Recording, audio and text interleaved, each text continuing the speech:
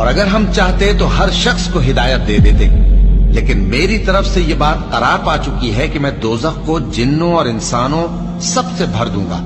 سو اب آگ کے مزے چکھو، اس لیے کہ تم نے اس دن کے آنے کو بھلا رکھا تھا۔ آج ہم نے بھی تمہیں بھلا دیا ہے، اور جو کام تم کرتے تھے ان کی سزا میں ہمیشہ کے عذاب کے مزے چکھتے رہو۔ کہو، کیا ہم اللہ کے سوا ایسی چیز کو پکاریں جو نہ ہمارا بھلا کر سکے نہ برا؟ اور جب ہم کو اللہ نے سیدھا رستہ دکھا دیا تو کیا ہم الٹے پاؤں پھر جائیں؟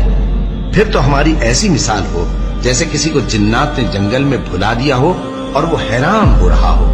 اور اس کے کچھ رفیق ہوں جو اس کو رستے کی طرف بلائیں کہ ہمارے پاس چلا۔ کہہ دو کہ رستہ تو وہی ہے جو اللہ نے بتایا ہے، اور ہمیں تو یہ حکم ملا ہے کہ ہم اللہ رب العالمین کے فرما بردار بنیں، اور یہ بھی کہ نماز پڑھتے رہو اور اس سے ڈرتے رہو، اور وہی تو ہے جس کے پاس تم جمع کیے جاؤ گے،